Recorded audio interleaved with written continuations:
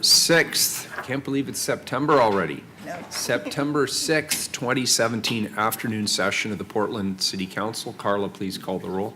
Saltzman, Udaly, Here. Fritz, Fish, Here. Wheeler. Here. Just a quick reminder, everybody, public testimony takes place at the microphones, typically 3 minutes a person. There'll be a green light when, while your 3 minutes is going. When it turns yellow, that means you have 30 seconds left. Red means you're done or close to it or wrapping up. We request that people state their name for the record. It's not necessary to give your address. If you're a lobbyist, we need to know that per council rules. And if you're here representing an organization, that's helpful to know as well.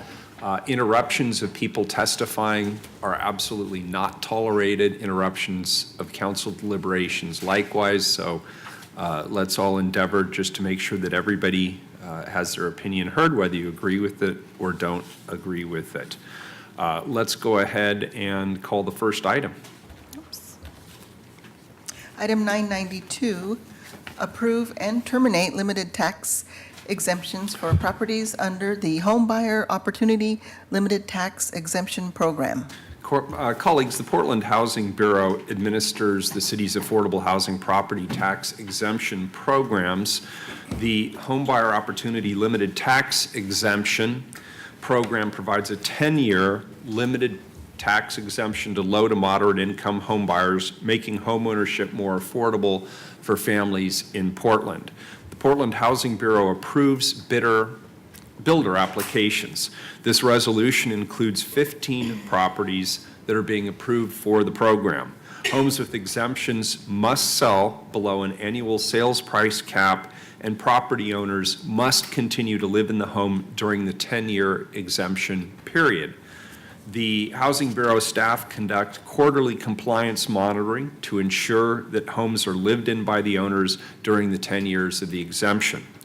When developers sell a home over the price limit or to a buyer who's over the income limit, the exemption is removed.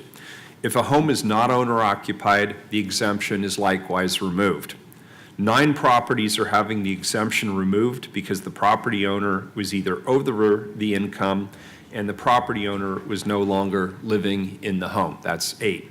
Before an exemption is removed, owners have the opportunity to appeal the decision made by the city. And so with that, I'll turn this over to the Housing Bureau. Kurt? Thank you very much. Kurt Krieger, Director of Housing for the City of Portland. With me today is Andrea Mathiasen, who's responsible for our home ownership programs and our home retention programs. And this is a routine item, but she can describe the details of it. Thank you, Mayor, Commissioners. Andrea Mathiasen, Portland Housing Bureau. As Director Krieger alluded to, this is a routine administrative action. We bring this list of properties for both the 10-year activation and the compliance terminations before council for review and approval on a quarterly basis before then forwarding these on for further action to the Multnomah County Tax Assessor's Office. We've got, as the mayor detailed, a list of both the activations of builder applications and the compliance terminations for a handful of the properties that were no longer owner-occupied.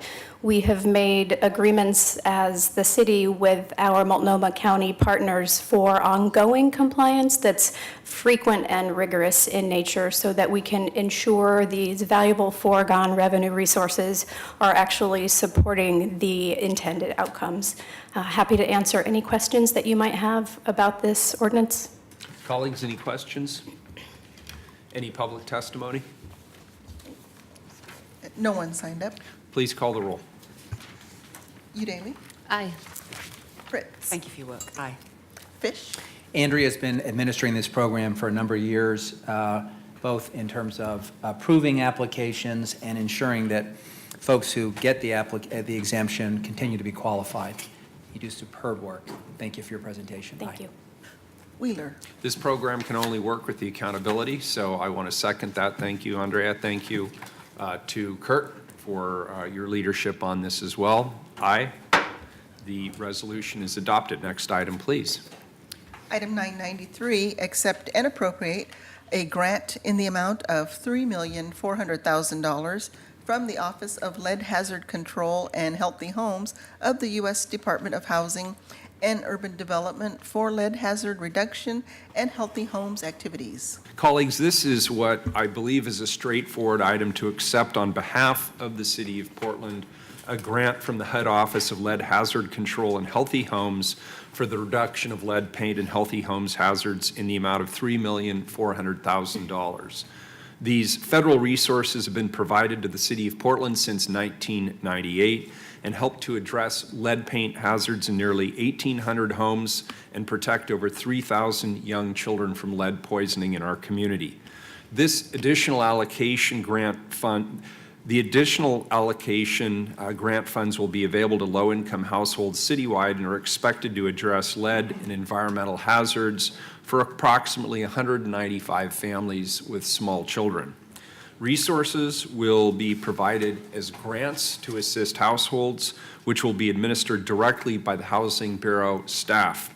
Approximately $900,000 is required match resources will be provided from the Portland Water Bureau to conduct education and outreach to households about lead hazards in homes and enroll them in the HUD-funded grant program.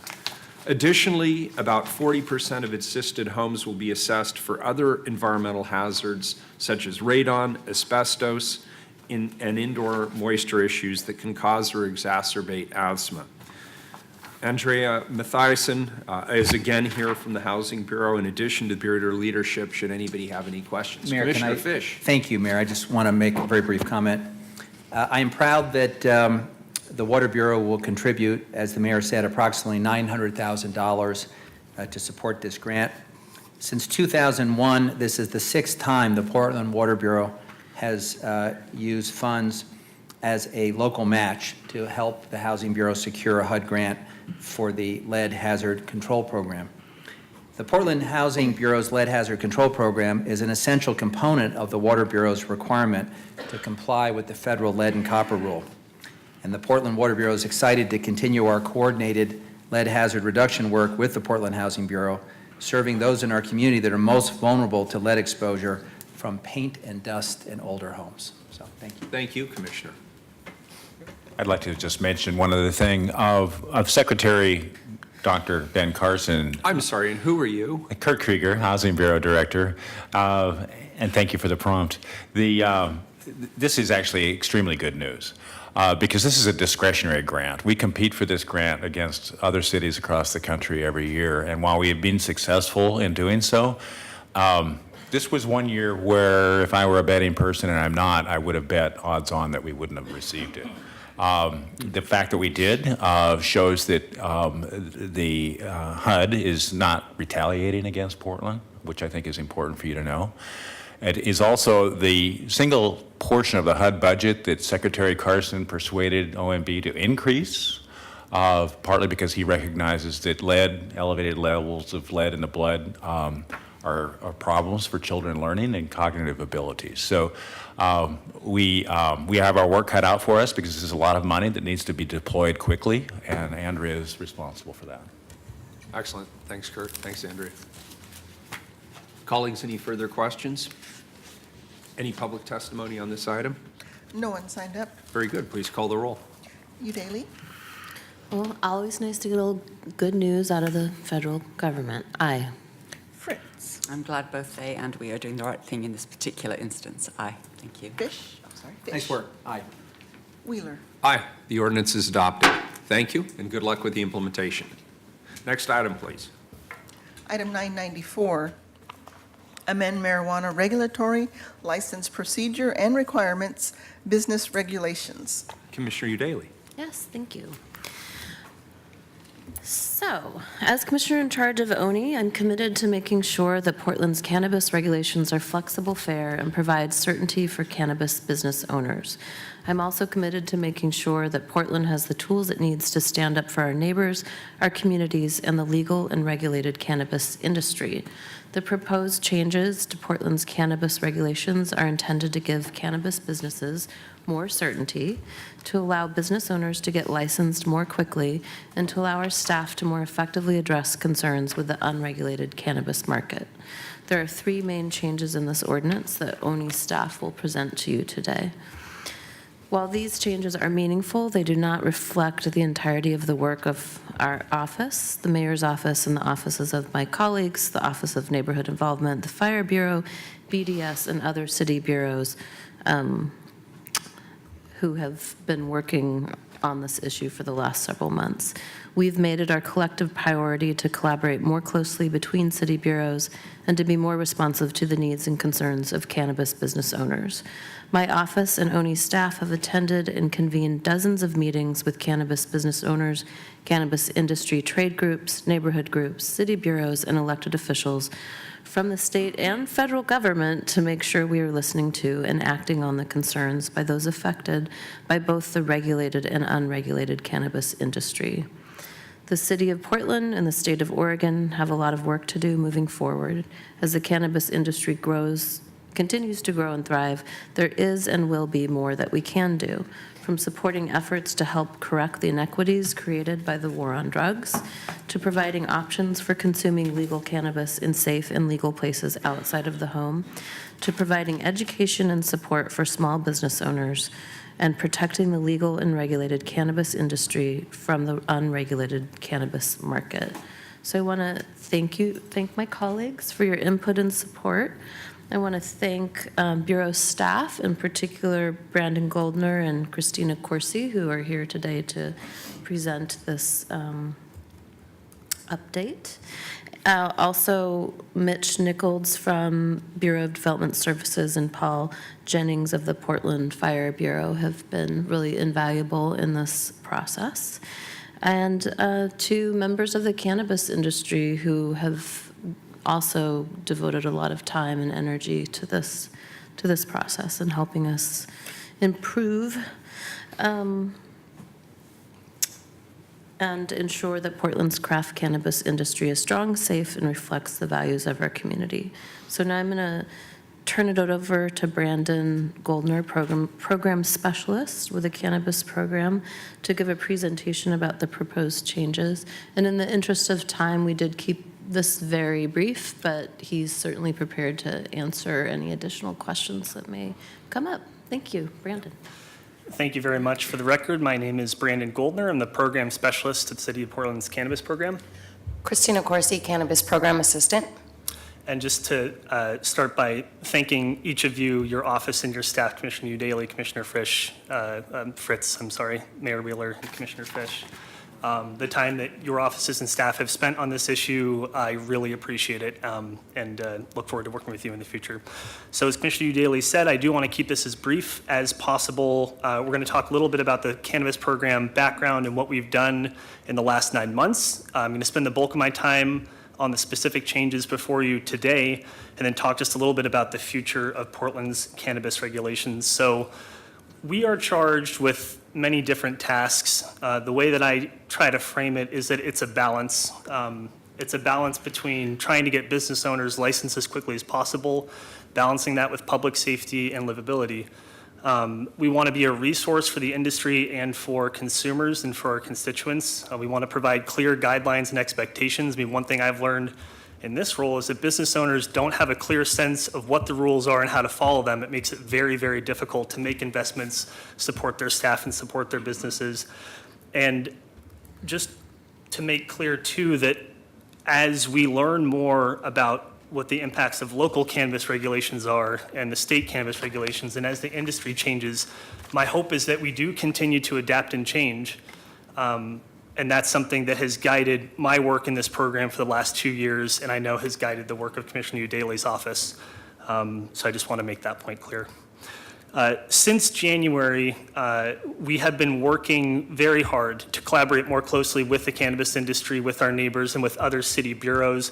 We've updated our website, made it easier to navigate. We've added a blog. The Bureau of Development Services released a cannabis industry facilities code guide that was helpful to make sure that people who are trying to get their businesses permitted have a clear and consistent way to do that. We've also been convening meetings with individual cannabis business owners, with trade groups, And I've also convened meetings with consultants and business owners, minority cannabis business owners and consultants, trying to think about ways that we can better correct some of the inequities caused by the war on drugs, and began one-on-one meetings with licensees and applicants to ask them, what about this process was difficult, what was tricky, where were there sticking points, and what can we do to be better? And specifically, we've met with the Oregon Cannabis Association, the Oregon Retailers of Cannabis Association, Craft Cannabis Alliance, Oregon Cannabis Business Council, and others, provided guidance to temporary events that included consumption of cannabis, which we know with Senate Bill 307 in the last legislative session, it didn't pass, but that is something that is coming on the horizon. And really, again, as I said earlier, trying to coordinate better between our program and our bureau, and with the Bureau of Development Services, the Fire Bureau, and other city bureaus that touch on cannabis issues. With that, I don't want to gloss over that BDS began weekly meetings to help specifically with permitting of cannabis businesses. Those meetings were designed to help business owners know exactly how to move forward in their permitting processes, and those have been going on for several months now. By the way, go back if you would just for a second. What's been your experience with those weekly meetings? What's attendance like? What has been your sense about the effectiveness? And for those of us who have bureaus that have our own specific issues and challenges where we deal with small businesses, what lessons are we learning about the value of that kind of approach? Yeah, I think that would be a better question for our representatives from BDS who are convening those meetings. My understanding, just to answer your question directly, I'm not certain those meetings have been attended very robustly. Those meetings are available for people to request. My understanding is that over the last few months, there haven't been many of those meetings requested by the industry. I do think that part of that is if perhaps we had had something like that in place a few years ago, before some of these businesses got started, we might have seen that utilized more, is my sense. But I think for specific questions about that, you can. But if I was starting a business and I wanted to come to one of these weekly meetings and kind of do a one-stop shopping and have all my concerns addressed, that's the goal, right? Yeah, that's the goal right there for the permitting specifically. So as we're going to talk about some of the changes to our program's requirements with respect to permitting, yes, you're correct. If I were a new producer or a new processor, I could go to the Cannabis Program blog and read more about that, or go to BDS's website, sign up for that meeting. As you said, one-stop shop with fire, life safety, and other permitting experts to, just as you said, to help business owners through that process. That's correct. Commissioner, Mitch couldn't be here today, although I was told you couldn't be here. Oh, okay, well, maybe we'll hear from him a little bit later. I would love later just Yeah. because we have, like, for example, the Bureau of Environmental Services has a program called the Fats, Oil, Grease Program. And it has its share of, it's the FOG program. It has its share of critics in the restaurant industry. And we're always thinking about what's the best way to interface with people? What's the most efficient use of our time, their time, and how do we help people learn about not only how to get through all the regulatory hoops, but learn about our discount programs, our financing programs, and other kinds of things. So I look forward to hearing some more later from your experience. Thank you, Commissioner. We set these meetings up just to address kind of the immediate concerns and issues with the cannabis industry, but we're also bringing back the small business liaison at BDS to help some of the folks that you're talking about. So, Thank you. Brandon? All right, let's go into the changes, and there are three major changes. There are also some minor definition cleanup that is not substantive, just to keep consistency with the OLCC. But the three major changes are delineating between processor license types, allowing retailers who are open and licensed to remain open and licensed if a school moves within their 1,000-foot buffer, and allowing the cannabis program the ability to inspect applicants and not just licensees. Before I chat about this first change, which I believe is the most substantive change, I want to make this very clear. Any changes that we make to our program, or frankly, whether or not our program exists at all, in no way affects the requirements and policies of the Fire Bureau, of BDS, of Oregon Structural Code, or anything else. So when we're talking about these changes, we're just talking about the cannabis program's licensing requirements. So delineating between processor license types, the OLCC has 4 endorsement types to kind of break down what type of processing is that business doing: topicals, edibles, concentrates, and extracts. Extracts are the processes that may use substances like butane, hexane, or propane that are can be very dangerous and carry a significantly greater level of potential risk. So in order to reflect that that risk is greater with that particular kind of processor, what this change would do is it would allow for processors of topicals, edibles, or concentrates to get a license with us before all of their building permitting and associated trade permits have been finalized. They still need to show that those permits have been applied for to show that they are in process of getting them. And it's also true that upon renewal a year later, all of those folks will have to show that the permits have been finalized out. So what this does is it allows the kinds of processors that carry a relatively lower level of potential risk to get licensed with our program a little bit faster. This is similar to the change that you all considered, well, a different council considered in December when it removed retailers, dispensaries, and wholesalers from that permitting requirement for the same reasons, because they carried a different level of potential risk and we wanted to get those folks licensed faster. And again, I want to repeat that this in no way changes the requirements from the Fire Bureau or BDS and just affects our program's licensing requirements. So for that, do you have any questions about that? I have just one. And I know Christine Burke could have been more engaged with you from my office on this. But in my recollection is the last time we talked about this, this was conceptual. I'm just curious to know what the response of the industry was to delineating between these different types of processors. Yeah, thank you, Mayor. We do have some business owners from the cannabis industry signed up to testify on these changes, and they can give you their feedback. But my sense is that most folks appreciate this change, again, because it does reflect that those kinds of processors carry a lower level of potential risk and will get them licensed faster. So my sense is that that change will be received well, is my sense. Very good. Thank you. I appreciate that. You're welcome. So I have a question. The house that blew up by Peninsula Park, was that a cannabis business or a cannabis processing business? No, it was not. That was a residential home. It was someone who was processing with cans of butane. To the best of my recollection, they were puncturing those cans of butane in a process called open blast processing, which is extraordinarily unsafe, not condoned by the state, not condoned by the city. So that was not a business. That was Completely just illegal. It was somebody trying to amend cannabis. It was a cannabis. yeah. It was an individual who was attempting to process cannabis in a dangerous way. That's correct, but they were not a business. And which of the 4 categories, if they had been in doing it? They would have been an extract processor, so they would have been that highest level of potential risk. But I do want to make clear that from what I've seen, the cannabis industry, the business owners are using closed loop systems, which are much, much, much safer.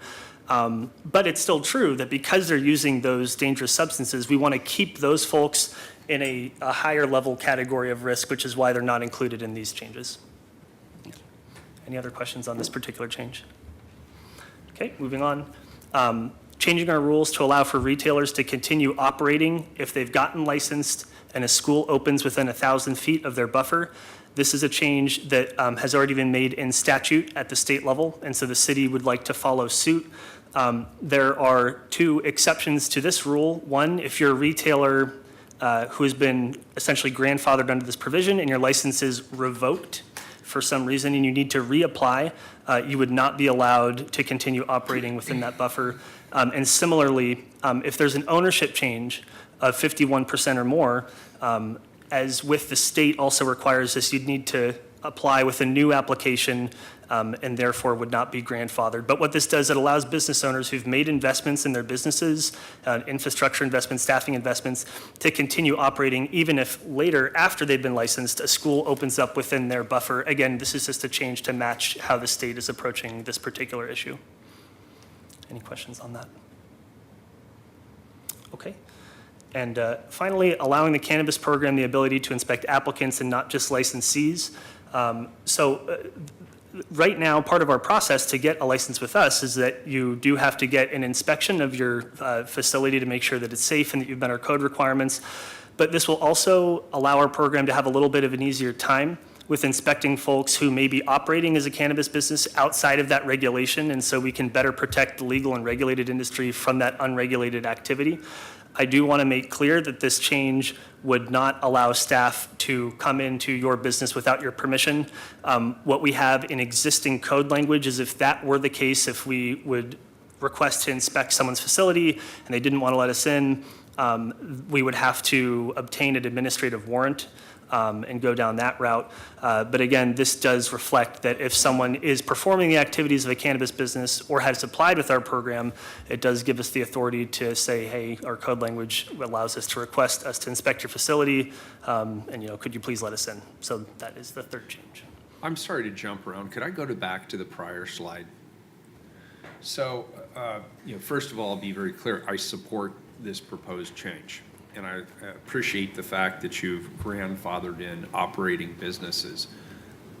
I'm a little more squeamish about the second part of this, which is, should there be a change in ownership, and if a school locates within 1,000 feet, they're required to reapply, but in practicality, they're not going to get a license to operate now that there's a school within 1,000 feet. Has this cleared some legal threshold? I mean, I assume that since the state already enacted this, at some point the Legislative Legal Counsel chimed in on this. This doesn't constitute a taking? Mayor, I'm not the lawyer on this, but because it's a grandfather, the benefit accrues to the person who would otherwise be subject to the hardship. A new owner is in effect a stranger to that hardship and would come in with eyes open and could make that judgment. So there's no taking. But the idea is a grandfather focuses the benefit on the party that has an inequitable outcome because of something they didn't foresee. Well, you can't sell a business that won't have a right to operate. So it's not actually the new owner who bears that financial risk. It's the current owner who we've already grandfathered in who bears that financial Mayor, risk. Or do I have that wrong? I shared your concerns, and I don't believe we have a choice. I think this is as per state. Yeah, and I want to make 2 points. You're correct, and I called the OLCC again this morning just to quadruple check this, that yes, if their ownership at the state level changes by 51% or more, they also would not be allowed to continue operating if a school had been moved into their buffer. So that's the first point. The second point would be that if folks sell their business, the license isn't transferred with that. So if I'm a business owner and I get a license with ONI, I can certainly sell my business, but that new owner would have to reapply with our program. The people who are associated with that business would have to declare who they are, things of that nature. So it would be treated much like a new application. Okay, well, I want to be completely transparent, though. If it's a new application, we're going to deny it, right? Correct. Under this rule. I mean, the rule states very clearly that we would deny it under those circumstances. Yeah, so the rule really is for the benefit. So in part, what we're trying to do here is make this in sequence with state law. But we Correct. deny the license for that location, Mayor. Yeah, It's they no can different than if we relocate. had a change in zoning and someone had to move to a different location. We don't guarantee a zip code, but it does not prevent you from operating a business. Looks like the city attorney might have a comment. There we go. I was just going to comment that prior to this, the state of the law was that it was, it was a crime, a state crime to have, to grow marijuana within 1,000 feet of a school. And so the issue came, my understanding is the issue arose when people started a business and then a school moved into the location and then all of a sudden they don't have their business anymore. So I think the law was changed to allow for existing businesses, but unless and until state law changed to then allow for a subsequent purchaser of that business to also act within 1,000 feet of a school, then they're going to have that issue of violating state criminal laws. Oh, interesting. So I think that's where that change came about. Okay. Why the change came about initially, and then Okay. what But you're facing. Realistically, there's a test to be had here, right? Right. I mean, isn't that the truth? Somebody at some point is going to have to test this. Well, I'll just state a contrary view. I'm a little squeamish about having one of these businesses 1,000 feet from a school. I mean, I have a middle schooler. There are reasons we have buffers from schools for certain kinds of activity. But it seems to me an inequity to say to someone who's played by the rules and a school moves in that they would otherwise be subject to a criminal sanction or some other forfeiture. Seems pretty hard. So I appreciate the idea of grandfathering that person, and if there's a subsequent change in law, we can come back and decide whether we want the benefit to extend beyond the party who's grandfathered. That's good. All right, good.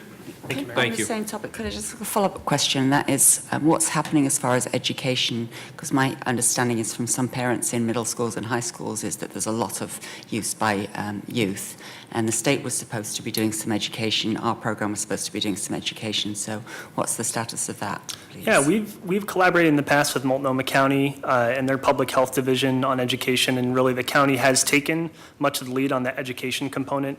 I think that moving forward that we certainly can do a better job of that education outreach here in Portland, and that's something I'm very open to discussing and to putting into action, yes. Since we're on camera right now, people under 25 are really strongly recommended not to use cannabis because of the brain damage that can happen for people up until that age. So there's good scientific evidence behind it, and I hope that parents, teachers, and the community as a whole will be having more discussions about this. Thank you for helping with that. So I have a question off the next slide. So the mayor took you back one. Let's Yes, go sir. forward one.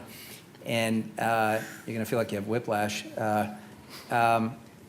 I didn't quite follow what you said about not having the authority to perform an inspection without consent, and then the need to get a administrative subpoena.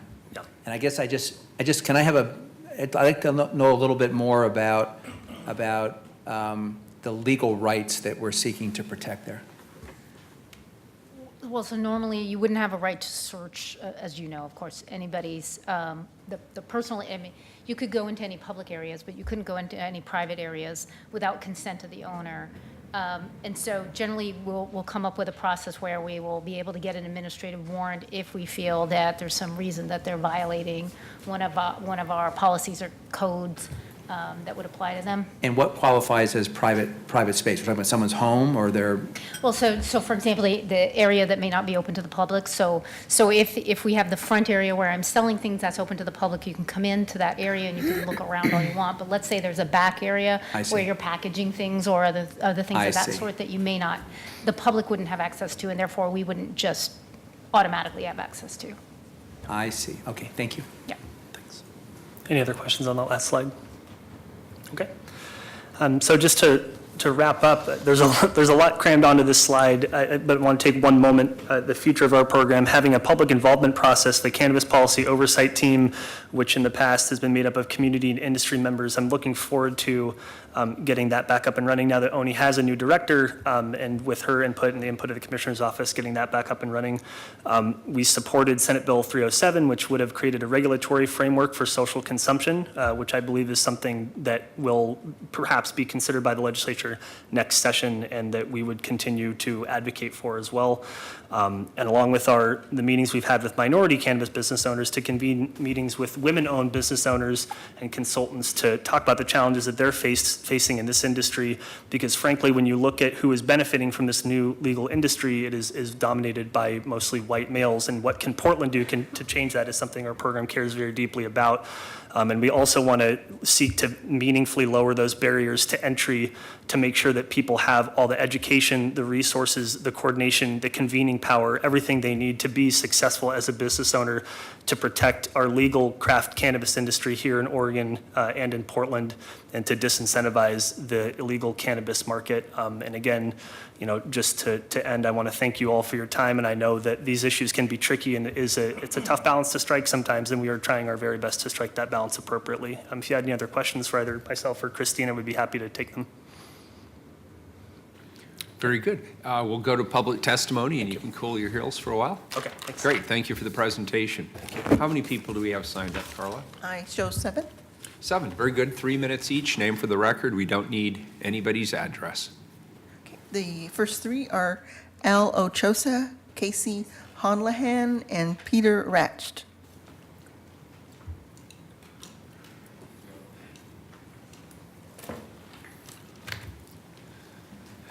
Good afternoon, if you'd like to start.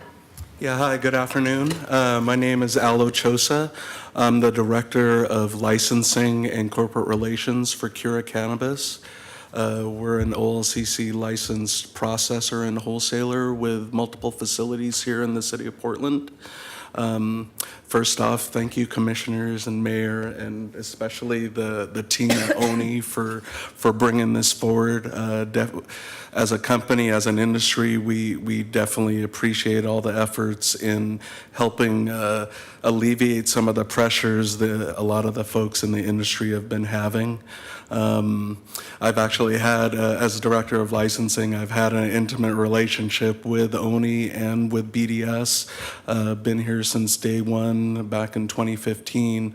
Dealing with a lot of the licensing issues. I actually would have been here to testify back in December when the retailer and wholesaler ordinance was passed, but because of that snowstorm, wasn't able to come in. But I've been actually advocating, not only as a company, but me personally, for an amendment like this. I've been to several CPOP meetings over the last year, and this was, again, one of those things that I've always pushed because I always felt that there should have been some sort of delineation between the different types of processors. Down in California, for example, they actually have a manufacturing license where they split it up between volatile versus non-volatile. A lot of the hydrocarbon-based solvent extractors down there are considered volatile, whereas everybody else, from the people that mix cannabis oil with chocolate or that fill cannabis oil into vape cartridges, those are considered non-volatile. So I definitely think this is a good step forward for the industry. It's going to allow people to get licensed faster. I know there's a lot of people that have been struggling to pay bills and things because of a lot of the delays at BDS. So I'm glad these things are happening, and I do hope that we go ahead and pass this ordinance, again, to strike the balance between business longevity, but also public safety and the safety of cannabis company employees as well. So again, this is a good step forward, but there's still lots of things to do, and I definitely urge you to go ahead and look at approving this ordinance. Thank you. Thank you. Thanks a lot, appreciate it. Good afternoon. Good afternoon. My name is Casey Houlihan. I am here today on behalf of the Oregon Retailers of Cannabis Association. We're a trade association that represents over 200 cannabis businesses across the state of Oregon, many of whom are located within the city of Portland. I serve as the group's executive director. As you well know, many of our folks in the city of Portland are directly subject to the policies created by the city and the Office of Neighborhood Involvement. Our members include retailers, producers, wholesalers, processors, as well as a slew of other ancillary businesses operating in the state's fastest growing economic sector. A great many of our members who are not located inside the city of Portland have also felt the impacts of the city's policies indirectly, and it's with that statewide impact in mind that we reach out to you today about some of the pressing issues facing our industry and our members.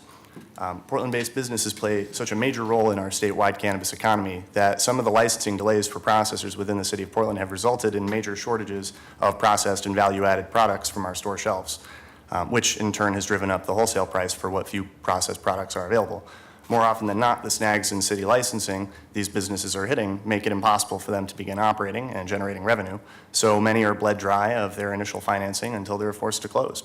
The single biggest complaint that we've heard from folks navigating this process has been just the capricious nature of it as they navigate the different agencies and find it to be so siloed and the communication lacking from one between the other. We feel very strongly that today's proposed changes will help provide more certainty for the folks trying to start out in the cannabis industry at present, and it'll allow so many to finally begin operating. By delineating between the license types for processors, our agencies have the necessary discretion to allow these businesses to operate so long as there's no public safety concern presented by their operations. Previously, the one-size-fits-all approach to zoning and occupancy that had been taken by agencies like the Bureau of Development Services was the cause for a great many businesses to be held up during licensing. And this new way of differentiating licenses and applicants based on the specific level of risk their model poses to the community is far more sensible. Additionally, we strongly support the proposed change to update the city's licensing rules for cannabis retailers to allow a previously licensed facility to have its license renewed in the event that a school moves within 1,000 feet of their location. This technical fix was done by both the legislature and the OLCC in recent years. We strongly urge the city of Portland to do the same. I'd like to echo some of Mayor Wheeler's concerns about instances where a shop may change hands, but I do think that this is the right track for us to be on for these conversations moving forward, and we may well have to wait for a test case to make itself known. Lastly, one area where the legal cannabis industry very much still needs some help from the city of Portland is combating the impact of the illicit market. And there are massive amounts of illicit market cannabis in Portland that can easily be found for sale through popular websites like Craigslist and Facebook, and this undermines our state's licensed businesses that are playing by the rules. The reach of the illicit market here in Portland is ubiquitous, and worse, sellers are not checking ID to ensure customers are at least 21, products are not tested for potency or safety, taxes are not collected on those sales, and where the money goes to profit drug dealers rather than our K-12 education system, our law enforcement, and our drug treatment and prevention programs. We really appreciate you taking the time to explore this issue. We strongly support the changes, and I'm happy to answer any questions y'all may have. Great, thank you. I just have one question. You mentioned the illicit market. I'm just curious, given some of the statements coming out of the Justice Department in Washington, have any of the, at least at the rhetorical level, has any of that had any kind of measurable impact on your industry? Well, there are different illicit markets that the state has a challenge with, the first being the out-of-state export illicit market. No, I mean, I'm separate and apart from the illicit market. I'm talking about what our federal attorney general has been saying generally about cannabis. Has that had any chilling effect on, that you've discerned in your industry? I think it's fair to say that yes, to some extent, and certainly one of the things that's been a great sense of relief and comfort to folks in the industry has been that our governor and our executive branch here in Oregon, Kate Brown, has made it a point to defend our regulatory system for cannabis businesses so robustly and to ensure that the legislative fixes have been in there in recent sessions to make sure that we do have a very strong seed-to-sale tracking system in place. So when we are having those conversations with the federal DOJ, we can point to our system and show that this is not causing leakage into the out-of-state illicit market, which seems to be their primary concern. Thank you. Very good, thank you. Good afternoon. Good afternoon. I'm Peter Rock with Farmers Friends Extracts, LLC. We are a Portland-based small business. We are a cannabis processor with all of our endorsements. We were the first business to be actually licensed in the city of Portland by OHA. We were given the first initial medical processor license. We do differentiate that we are CO2 only. So when you bring up processors, or when ONI brought up processors between butane, propane, alcohol, CO2 is definitely a differential in there. When we think of extract processors, not the three other topical, edible, and concentrate processors, we think of extraction in a few different ways, and being bulked in with volatile substances or volatile chemicals for extraction is how we had to differentiate ourselves in order to operate in City of Portland, where at the time barriers were that high. So in order for us to do every one of the endorsements, we had to choose, we can never touch anything butane, propane, anything close to that. So getting BDS, ONI, and the fire chief's office all on the same page with the recommendation that CO2 is not volatile, that we use heat and pressure and not volatile substance to chemically cut, was a big victory. Everybody collaborated and said, well, these huge fire extinguishers that we have to have per mandate for permitting on our walls is the same stuff we're putting in to actually do our processes. So I hope that everybody realizes, or at least accepts, that when you talk about the extractors, which are the highest risk, when it comes to the processing types, that there is a differential between those. And because we were CO2 only, we were able to navigate the system effectively and get issued licenses and our certificate of occupancy. We definitely see the differentiating of the endorsement types being non-organic, to say. It happened because we all went through the same process of learning together, and we saw what the market will and won't take. It wasn't a concerted effort by lobbying groups or even by small business owners to try to do this. Unfortunately, one of the biggest failures and one of the things that Portland actually wants is great topicals, edibles, concentrate processors. It's the extraction that would pose the risk we're talking about here. And I think that with the patience and the new updates and evolution to city guidelines, we're going to see a lot more of those businesses come back in, because there is that natural update to what processors are and what endorsements are needed. And so we found we fully support this because it's naturally happening. It's who could first survive and get all these things out of necessity, and now what does the market really want, and how are we going to encourage businesses to come back in here and say, all right, we know the rules, we now have effective places to get information and collaborate and go through this process together where we all had to do it together. And when everybody's coming from it, from BDS, ONI, fire marshal, small business or large business, there wasn't the opportunity for collaboration. It was more so, let's do this together, let's stumble together, and let's work with each other. And I think now the collaboration is coming between government agencies and business owners that wasn't there beforehand, because we've all finally gotten our experience together. So we look forward to more of that collaboration. Thank you. Perfectly timed, by the way. And this is really interesting, and I had one question. What are the trade-offs then between using a CO2-based process as you do versus one of the more volatile processes? Why isn't everybody just using the CO2? I think it depends on your cost volume profit analysis when you go into business. I think scientifically, when you can extract something using a chemical cut, you might be able to create a larger volume that you can use as margin. Let's just give an example. If you're using a BHO or PHO process on the exact same organic inputs, you may get 20 to 25% of accrued yield from that. Using CO2 and only heat and pressure and not a chemical solvent to cut the extract, you can only get so much of that. So usually it ranges anywhere from 10 to less than 10, depending on the input types. So because of that, why wouldn't you want a 20% yield to be able to put into more value-added products or put into the market versus getting a less yield if you can? I mean, that's a smart business that almost every other industry would say, yes, we'd want a larger yield in order to decide what we would like to do with it going forward and how to utilize this in our system. We saw the cost volume profit differently and said, well, we want to do it this way. We know that this is safe. This will always be a food or instrumental grade process, and we won't have to worry about the same risk factors that I think extractors that do the other part of the endorsements would find. It's just, that's what we saw, and we tried to look forward and not in the current moment, which a lot of businesses didn't get the opportunity to do. We can either survive doing this, or we are going to have to shut down, and a lot of people, yield matters and margin matters. We just found that it was more pragmatic to look at it in one different way. That's actually very interesting, and I appreciate that. You're welcome. Thank you. It sort of reminds me of volumes versus organics in the dairy business, but it's an interesting differentiation. I mean, realistically, as much as we don't like to talk about it, marijuana will be treated as a commodity. We're going to be folded into the same cycle as every business. As much as we like to think we're pushing boundaries and creating a new industry that will change the way everything happens, I think most pragmatism and sound business people will say, no, we're going to be folded in. That only comes with accepting what rules are there, how to operate within them, and not, for lack of a better words, having as much chip on your shoulder. It's about starting fresh and going, we want to learn the processes we've never been subject to. Fortunately for us, we weren't in the marijuana industry before that. We started fresh, and we were seeing the opportunity for what it was and the value we could bring to it. Very good. Thank you. Thanks all three of you Thank for you your guys for your- testimony. Next three, please, Carla. Are Logan Leachman, Miranda Weigler, and Laura Valden.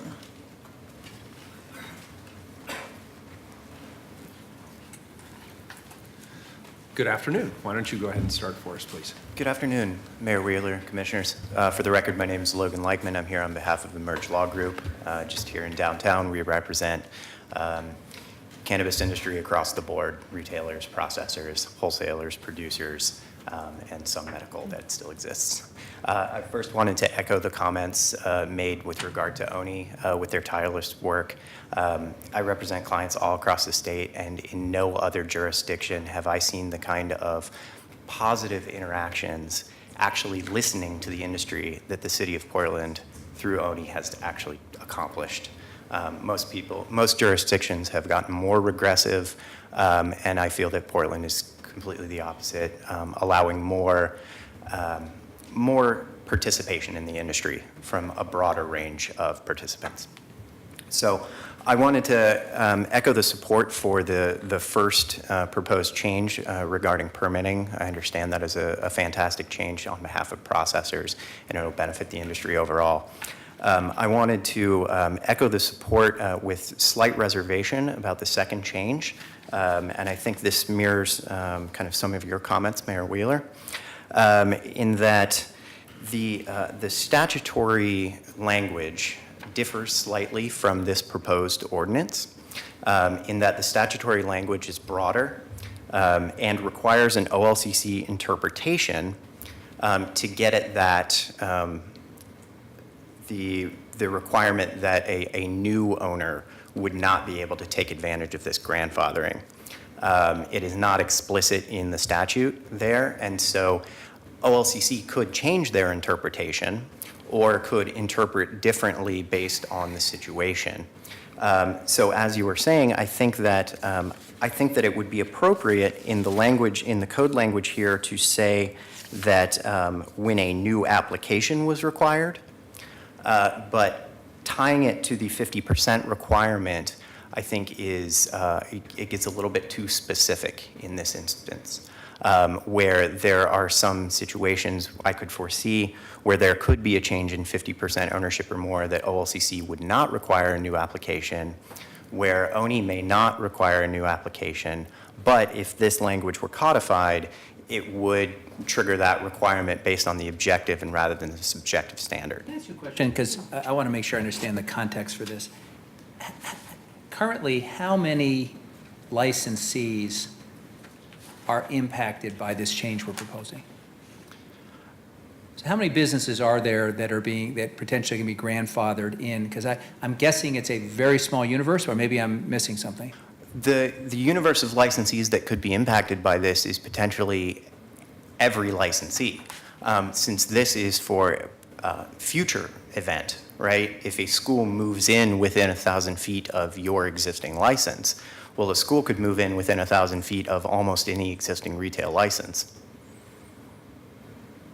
Okay. Well, A charter school, including charter schools and what are we private talking, schools. charter schools, public And public schools? schools. And private schools. schools. Yeah. Essentially anything that meets the compulsory education requirement under state law. So any change prospective potentially impacts a current licensee. So you're saying that there's we can't quantify it because there's Be a number of difficult, yeah. scenarios where someone could do a satellite school, a new school, whatever. and it Every would not, existing retailer, yeah. by definition, would not have been something that a licensee anticipated because it happens sometime in the future. That is correct. Okay, thank you. But I want to further understand what you're saying. The state doesn't talk about 50% or more? It becomes more of a discretionary review by OLCC?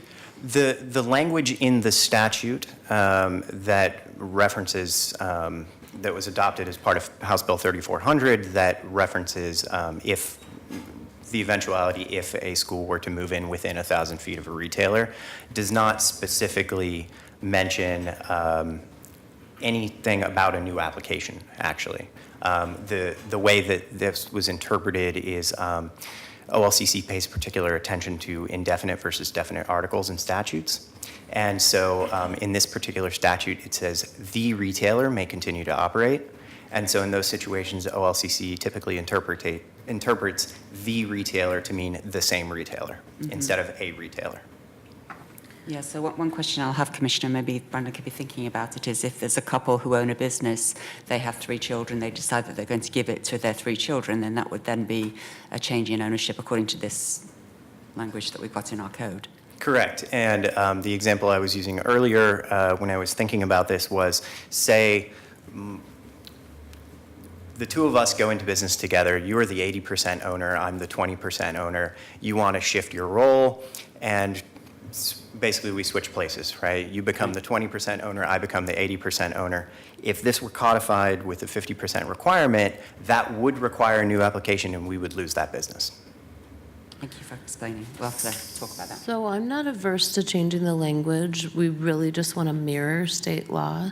My concern is I want clarity for that potential buyer, because if you buy a business, I mean, the location and lease is a significant part of the value of a business. I mean, you can buy the contents and you can, you know, the branding and everything that comes with it. That would be my concern right now. If we don't have clarity, someone buys a business, reapplies for the license, and then is informed that they cannot continue to operate in that location. Do you have any thoughts on Can I comment on how that? we would walk that line? Sure. Commissioner, I mean, this is a complicated subject, and I think it requires us to do more than on the fly. Yeah.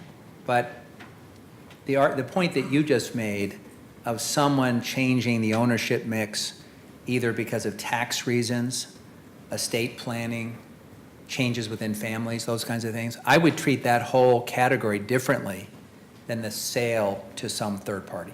Yeah. So to me, what you've just described, that could be guided again by tax issues, family issues, disputes within families, long-term planning, estate planning, I would look at that differently and would hate to see that there's a legal impediment to doing those kinds of things, which may be for the long-term health of the business, versus the decision to sell to Mayor Wheeler, which, arm's length. And so I would want to, Plan B. Plan B. Plan B. So I'd want to better understand that distinction, because to me, they feel different. Correct. And to address both comments, first, Commissioner Fish, your comments, I think to some extent our hands are tied by state statute and by OLCC's interpretation of same. If OLCC will not give us a license, then this exercise is moot, basically. We could have all the ONI licenses in the world. If without the OLCC license, the state would come in and shut us down. Commissioner Udaly, to respond to your comments, I think that the key here would be to, as it says, mirror the statute as much as possible.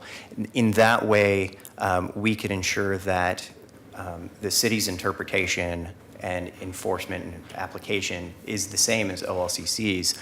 And then overall, when we're talking about investment-backed expectations of businesses, as part of due diligence, and we have seen a number of these transactions start to take place already.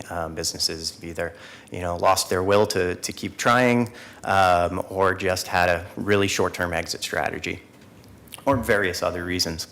But in the due diligence period, we would determine whether that, this would be triggered, whether we could get a new license, because it would require the school to have moved in already. If I purchase and then the school moves in, well, then I'm now the licensee and I'm protected there. So I think that would be discovered during due diligence and would be easily discovered as long as we have clear statutory and ordinance language. Makes sense. Thank you for your time. Thank you. Good afternoon. Thank you for your patience. Good afternoon. Thank you for the platform. My name is Miranda Weigler. I'm the owner and CEO of Little House Foods, a cannabis processing company in Portland, in Northwest Portland, recently licensed by the OLCC. And I came today because I am one of the businesses specifically impacted by this proposal, and I wanted to come and say thank you for the conversation. Thank you to ONI for all the hard work that they do, and thank you to Commissioner Udaly's office for the work that they've been doing, especially listening to businesses and trade associations when we've brought up this issue. We are a processing company that uses no solvents whatsoever. It took 6 months to find the space that we use, specifically because we recognize we cook. We needed a type 1 hood. We have grease-laden vapors, and that is the threat that we pose. So spending 6 months to find a space that is far away from schools and in the right places and has all the security potential in it was already an odyssey.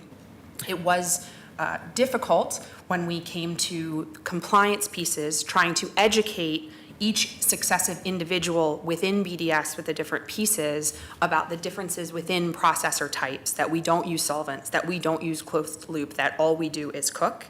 And as a result, because of this confusion, our process was longer, much more confusing, and it is difficult to remain patient when you see your bank account just draining without the possibility of any income, and seeing the illicit businesses continue to profit, to pose a threat, to be a stigma on those of us who are trying to operate legally. So today, I just wanted to come and say thank you for the conversation, hugely in support of this differentiation within different processor types, because we want to be safe businesses, we want to be contributing, we want to pay taxes, we want to have it go to all the right places and make sure that children are safe, and that we're doing this in an intelligent way.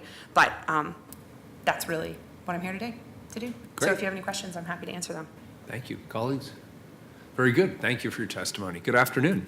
Good afternoon. My name is Laura Valden. I am a business owner here in Portland. For the last 3 years, I own a licensed processing facility here in North Portland.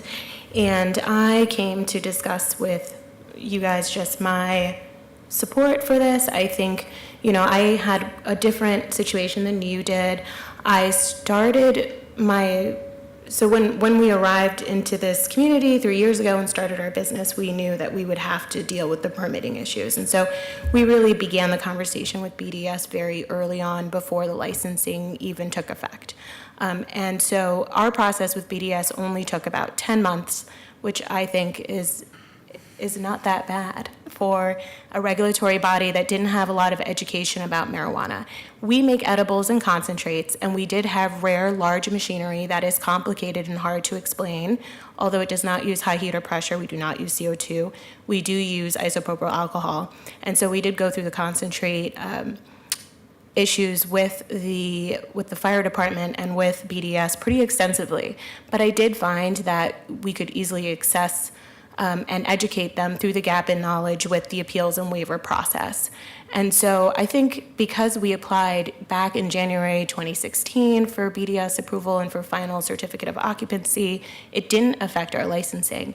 But I do think that if you're not starting that process early on, you are going to face significant impediments. And that is the story that I hear from people in my position as a board member for the Oregon Cannabis Business Council. I participate there as their board member, and I hear from membership constantly about the impediments to doing business in Portland. And I mean phone calls and emails, and it's pretty excessive, the problems that people are having, and most of them are not extractors. And so I think it's important for the council to consider that a lot of these people pose little to no risk. They are doing things like any other restaurant or catering kitchen or manufacturing facility in general, and many of them do not process extensively or with machinery. And so you really are talking about a group of people who just want to do business, and it's so important right now considering the great impediments in the Portland area. We want this industry to grow, we want it to be successful, and the true issue and the true gap in knowledge is with extraction machinery. Those are the things that BDS does not have a lot of information about and needs to do more extensive looks at hoods and safety and electric. And so those people should really, I think, be subjected, to the longer waits and greater overhaul so that we can have safe facilities. We need the public to be safe. So it's very important to delineate that and keep that separate. So thank you for all your hard work. Thank you for listening to us and having us here today. I appreciate it.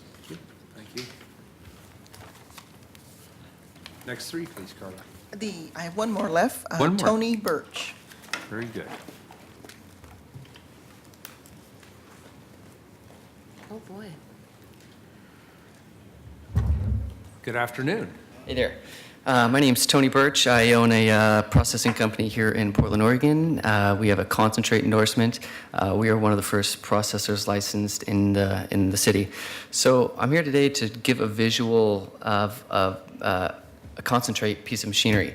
As the woman before me explained, there's a kind of a gap in knowledge between concentrate equipment and extract equipment. This is a piece of concentrate equipment. It plugs into your wall. It sits on top of your table. It's got these heating pads here that are pretty much the same plates on a hair straightener. These plates come together and they squish, and it squishes out this oil, and that's it. There's no flammable, there's no flame, there's no pressure, there's no hydrocarbons, there's no chemicals. It's all natural. When we were going through the licensing process, we were getting grouped into the same category as extractors, which is very frustrating because they're comparing this type of equipment to equipment that's exploding, that's combustible, flammable, you name it. This is clearly not that type of equipment. So I just wanted to give a visual of what this type of equipment really is and how low impact something like this is. Kind of the analogy, and it's very rudimentary, so bear with me. It's kind of like a building. You're not going to have someone that's building a 100-square-foot shed pull the same permits as someone that's building a large building in downtown. They're very different, though they fall under the same umbrella of a building. They've got a roof, they've got walls, but they're very different. This is very different than the equipment that's used with the extracts, but yet it still falls under the same category because it makes a similar product. So I was just here today to explain those differences, so I appreciate your time. Thank you. Appreciate that. Thanks. Very good. Colleagues, did we want to bring staff up? Yeah, I think we should do that. Very good.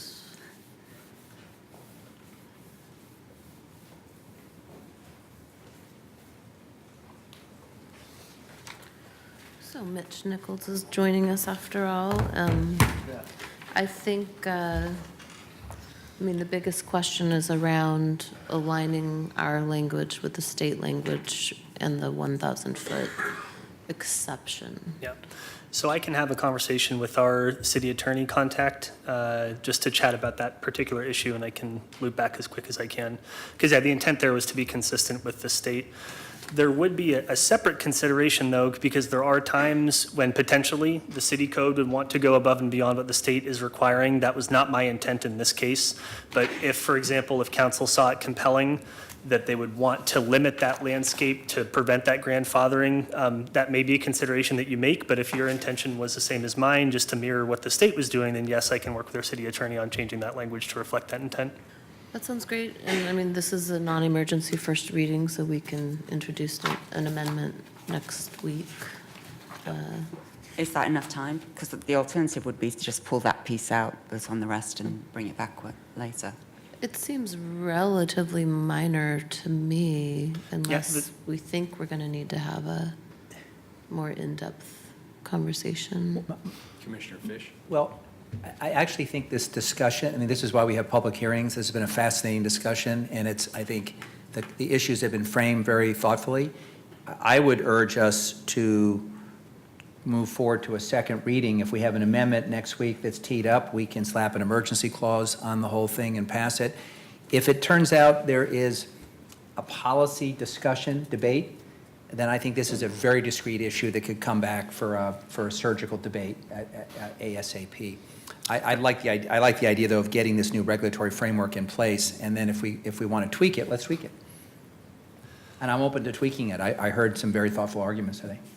Why don't we do this then? Why don't we move it to second, and then that gives us a week to think about the Yeah. strategy going forward on that particular issue? Can I just ask Commissioner Mitch a Fritz, question? then Commissioner Daly. Sure.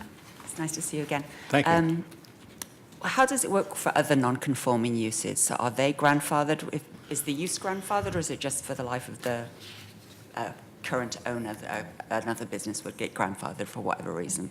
From a grandfather perspective, and this is to the best of my knowledge, I'm not a zoning professional with the city, but from my understanding, the use is grandfathered, the occupancy of the structure is grandfathered until such time as a change, a trigger is enacted by virtue of either a permitting process or a licensing process or a zoning change in that area. So when we change, we do an overlay of a zone, and a new zone is created. The existing businesses or structures in that are otherwise non-compliant are considered non-conforming, pre-existing non-conforming, and they're allowed to continue in that capacity until they're either destroyed by more than, I think, 50% of the value of the structure, or there's another trigger, like a seismic upgrade or something to that effect that is required for them to modify their building. But selling the property and continuing that use is not one of those things, right? It's not a trigger. That is typically it. The grandfather stays with the property. So colleagues, throughout our work on the cannabis business, we've tried to treat them as much similarly as other businesses as possible.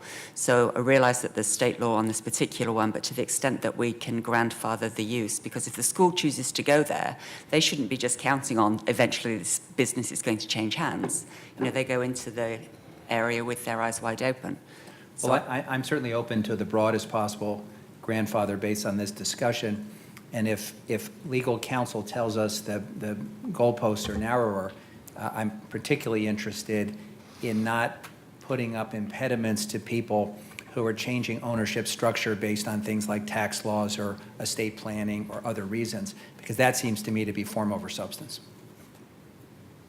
Yeah, and just to speak to what Commissioner Daly said a little bit ago, making sure that businesses know what the requirements are at the state and the city level. If we were to move forward with that piece of it that didn't have any of the clarifying language. It just said that you could be grandfathered.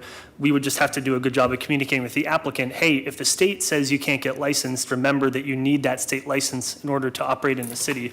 And I think that's just a communication issue that we can certainly address. Great.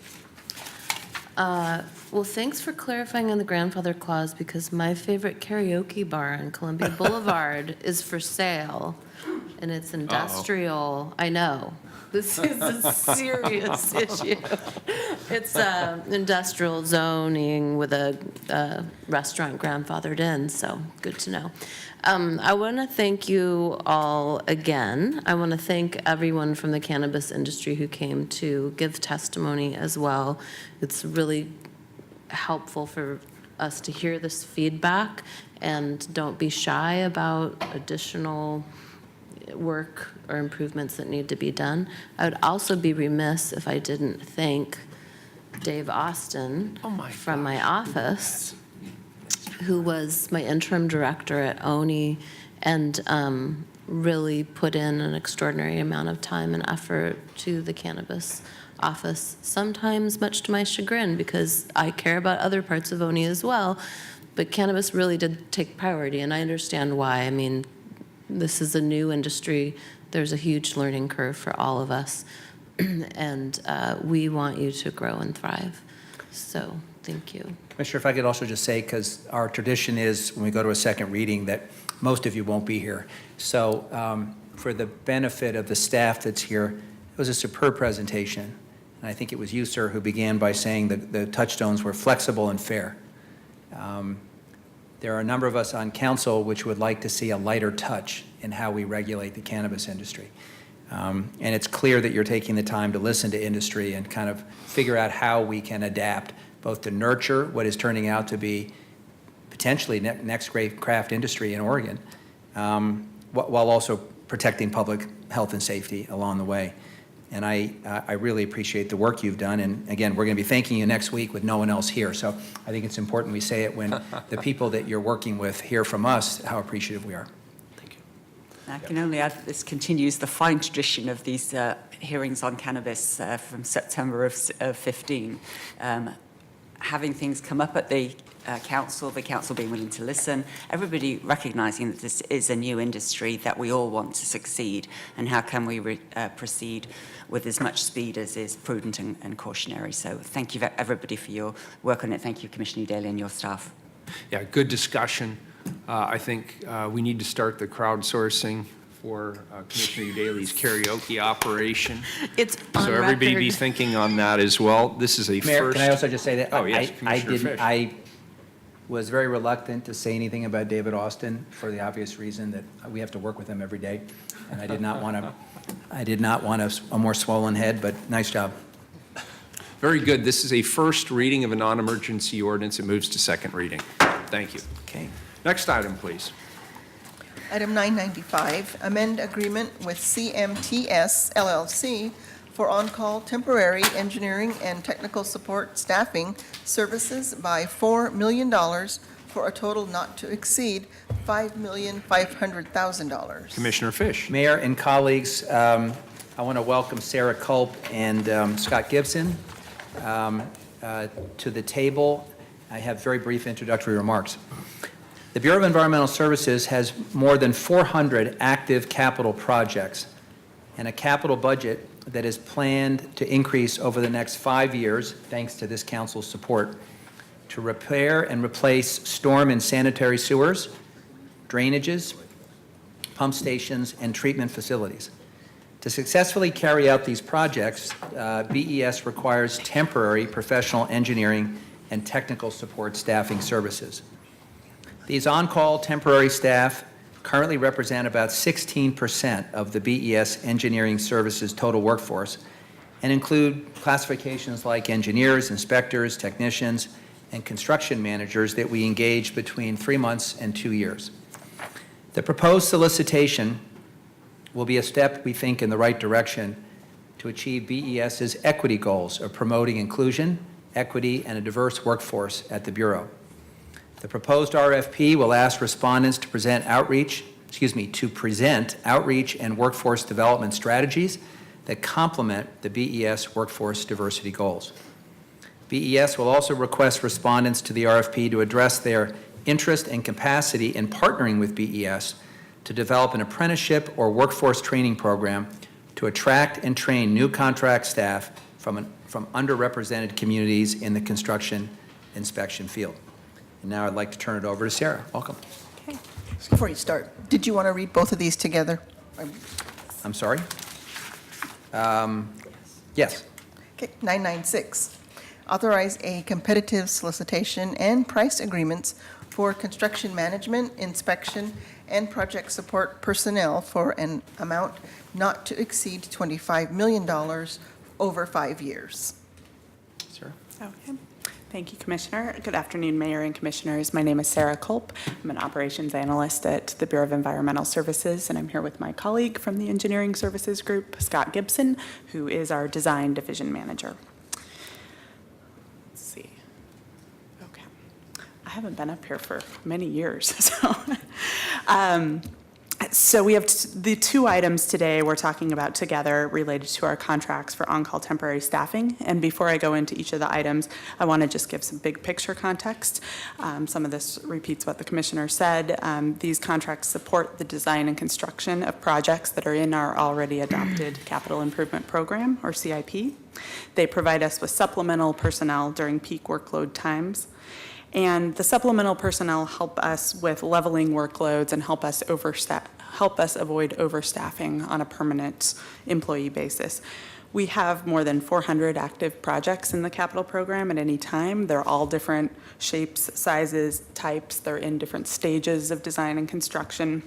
And so there's a lot of variability across years. So on-call temporary staff help us level that workload and supplement when we have peaks and valleys in the work. And finally, these contracts provide opportunities and partnerships for workforce development. Over the years, we've used contracts such as this, and we've seen many outstanding and diverse candidates, graduates from local schools like the University of Portland Engineering and Mount Hood Community College and other sources. And this helps us because there's a national gap in the wastewater utility workforce. So these contracts are one of several different entry points to BES work. Temporary staff can get experience, build skills, and then they often go on to compete well when there are permanent city position openings. And on the flip side, these contracts also help us draw in regional and national pools of candidates with more senior level experience when we have temporary work needs for large, complex projects and need someone with, say, tunneling experience or treatment plant facility experience. Just a little bit more context quickly, that this is in the context of the ramp up of our CIP. The light blue line you see is where we have been.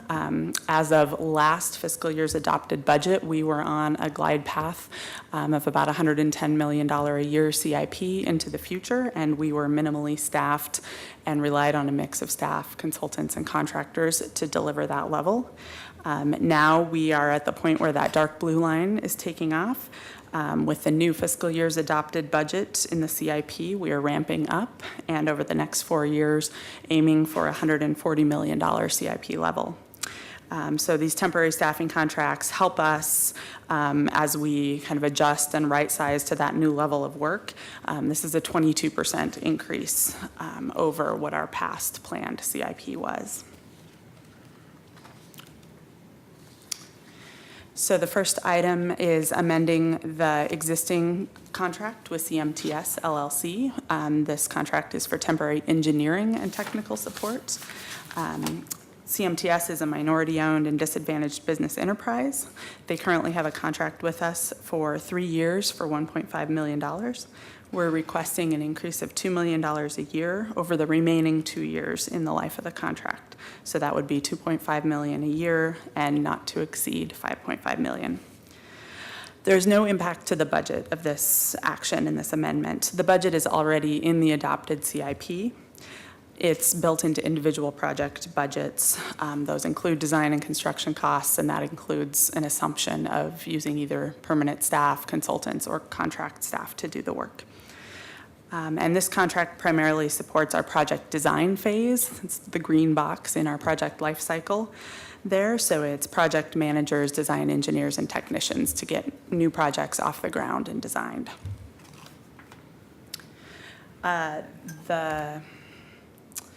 We're requesting this amendment primarily because the original RFP and contract, which went into place over a year ago, was based on our historic utilization of similar services and based on our projections back in 2015 about the CIP trajectory we were on.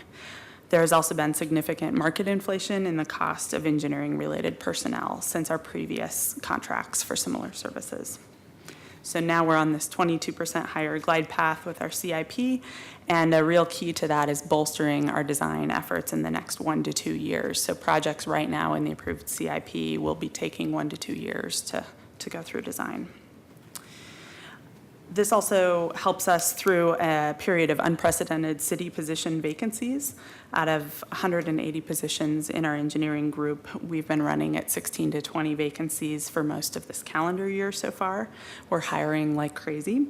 We have, in the last 12 months, hired or promoted 49 staff to permanent engineering positions. So we continue to work through that 3 to 6 month HR process to hire and fill permanent positions, as well as utilizing temporary staff to help. The second ordinance is to authorize a solicitation for new contracts for construction management, inspection, and project support.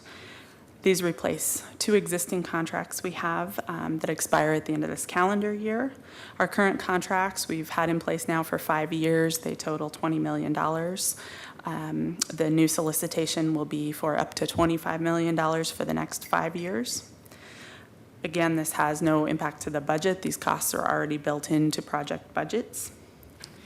And to put that into context, again, this is related to our 22% CIP increase and anticipating the costs moving forward of these staffing services. And this solicitation in our project life cycle process really focuses on the construction and project closeout phases.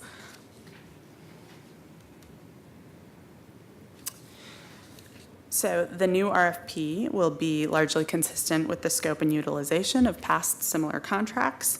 A majority of the services we've used over the years under these contracts are for construction inspectors. That's very seasonal, up and down work.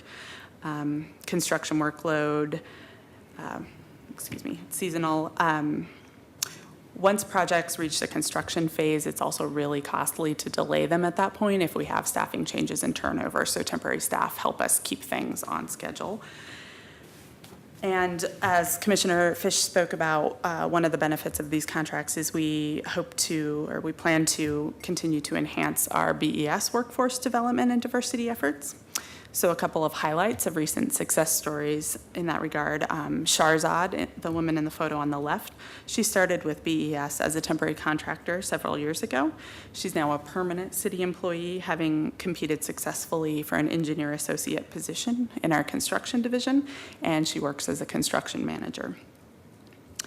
And another success story is our past apprenticeship program for inspectors. So this was many years ago, or several years ago.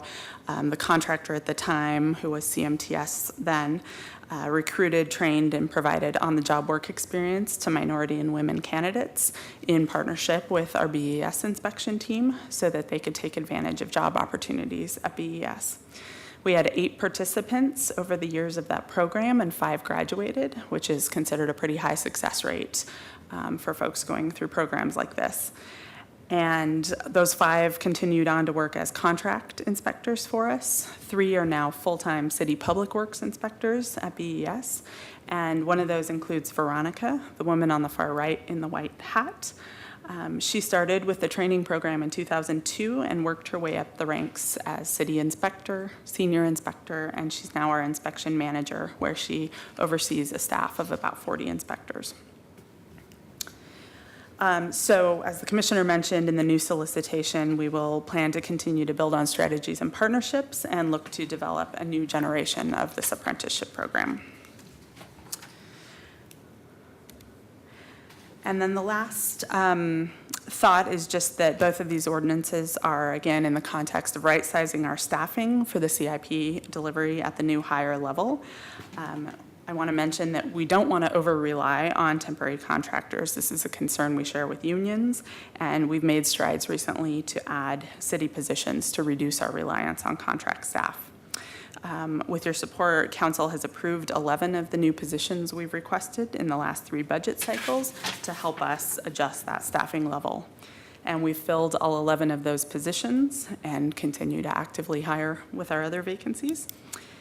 And so as we ramp up our CIP work, we're taking a cautious and conservative approach to expanding our city and temporary contractor ranks. And we'll continue to closely monitor the use of contract staff over the long term. So with that. Sarah, you haven't missed a beat. Nice job. Excellent, thank you. Colleagues? Any questions? Very good. Is there any public testimony on either item? No one signed up. Any other further questions? Very good. With regard to item, Commissioner Fritz, did you have a comment? No, I just, thank you. Very good. Excellent presentation with regarding to item 995. This is a first reading of a non-emergency ordinance. It moves to second reading.